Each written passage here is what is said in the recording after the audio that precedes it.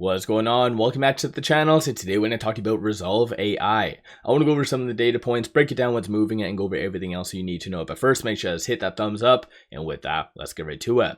So Rezolve is down 3.17%, 381 the low, 405 the high, and 9 million shares being traded. So very low volume. One thing that's really causing all of today's fear is kind of stemming from Palantir's earnings, which, mind you, were on point. So they did hit all the key metrics, gave good future guidance, but despite that though, they have an extremely high multiple. So kind of the market's hunting a lot of stocks, and as you can kind of even see from my watch list, most stocks fall under that criteria of just having a too high of multiple. And Rezolve kind of does fit that criteria as well, only because of this. So with Rezolve not being profitable, same with a lot of these other peers, including SoundHound, you can see the PS ratio. So Rezolve is at 200.31 and SoundHound is at 49.7. And even most recently, Jim Cramer called out SoundHound for not being profitable and just too expensive. So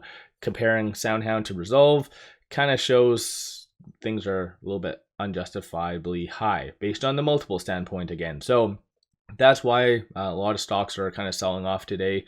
So nothing really fundamentally changed. So if you do believe that today is kind of an overreaction, then buy the dip, do what you need to do from that volume. Even though we are seeing fairly low volume, most of it is actually linked to algorithmic trading. So it is, I guess, in a sense being artificially suppressed, but I think this is long past due. A lot of stocks have had extremely high multiples, even though they're having good growth, it's just unjustified. So buy the dip if that's your thing. From what we can see, there's been 4 transactions on the secondary market above $100,000, one of which is a buy, and that is for $304,000, one sell for $226, and then 2 mids, $507 and then $116. Surprisingly enough, Rezolve did put out news, and they've been rather timid lately. So they put out news today, the 27th, 22nd. So they're kind of aiming for 1 PR a week. So got to give them a round of applause. They actually are doing good in that regard.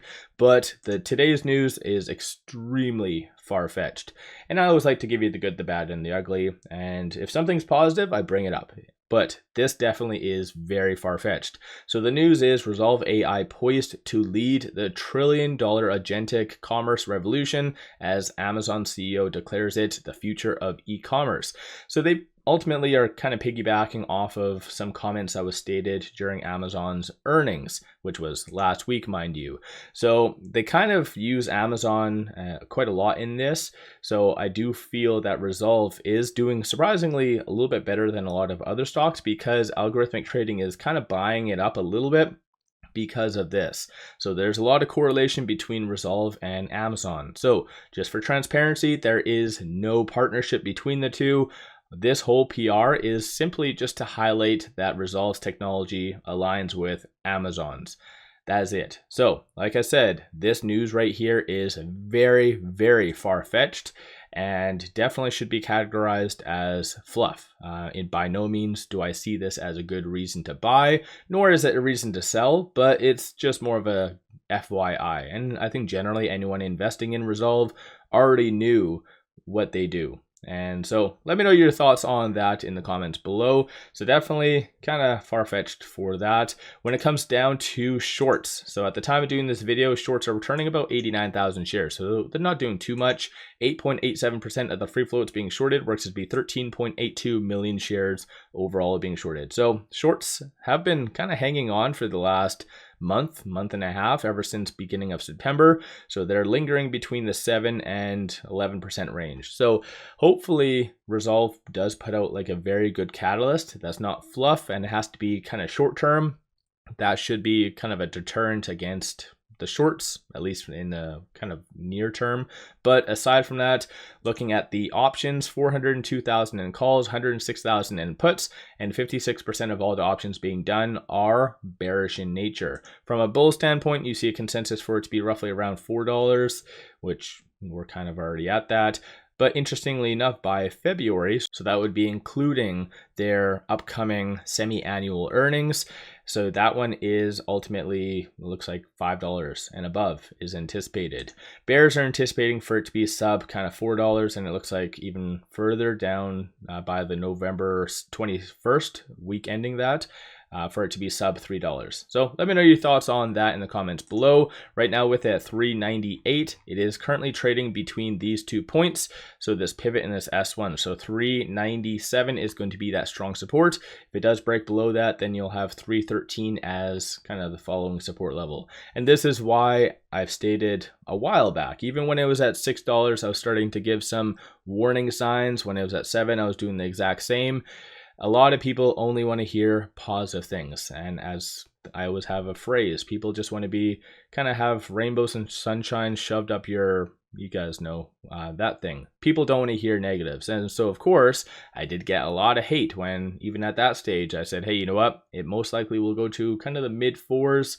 And unfortunately kind of escalated more since then. But this is why I like to just look at the data, interpret the data, because it kind of gets away all the BS, all the hype.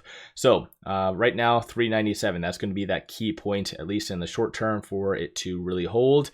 Aside from that though, on the actual chart itself, it is breaking below down that 100-day moving average. So that's sitting at 405.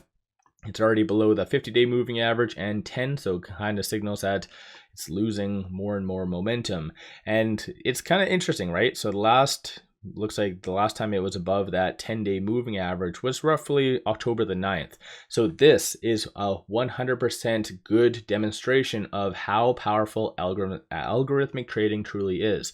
So this stock was doing PR blitzes up until, I think it was the 10th, October the 10th or 9th or one of those days. Conveniently, that is exactly when it did break below that 10-day moving average, and since then it has not closed above that. So this is why probably all those lawsuits were prompted and going after Rezolve for artificially kind of pumping up the stock price. So it is rather unfortunate, but there might be some merit, I guess, to it. Looking at the market position today, you don't really see that much willing buyers, and that's been more of a kind of common scenario over the last couple of trading days, and I've been very open and bringing this up.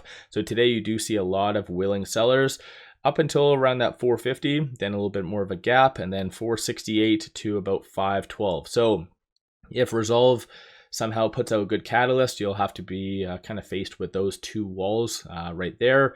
And ultimately, there really hasn't been all that much in articles coming out associated to Rezolve. A couple ones just talking about their upcoming events at RBC and Roth MKM.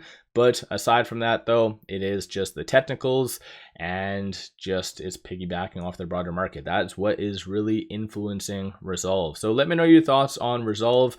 Every time I kind of mention some bearish things, people always say I'm shorting. Just for transparency, I am not shorting Rezolve. In fact, I don't have any position at this time. As what I mentioned in my last video, I think it was on Thursday, if it does get to, let's say, that $3 range, that is where I'll start kind of dollar cost averaging and dabble back in. But I do feel I want a little bit more. And I myself, I'm not that big of a fan for cryptocurrency, and the fact that Rezolve is really leaning on cryptocurrency being the next big thing, especially Tether, I think that's having too many eggs in one basket. So I feel like Rezolve definitely does need to pivot operationally and not really rely, like I said, on cryptocurrency. So let me know your viewpoint on Rezolve. Are you buying? Are you selling? One final thing though, pop over to my Patreon if you're looking for some solid buy signals on stocks, options, crypto. Put out daily day trades, numerous swing trades. Worthwhile to pop over there and check that out. With all that said, appreciate all of you watching.